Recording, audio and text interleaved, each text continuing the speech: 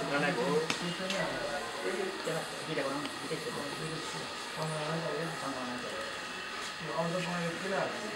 अर्ध पहेँलो उसलाई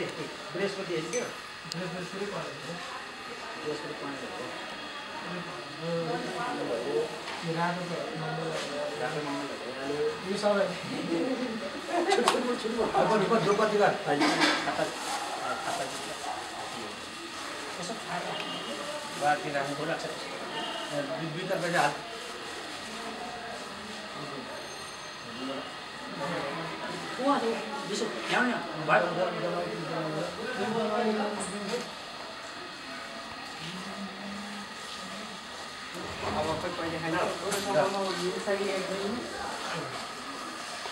हरे राम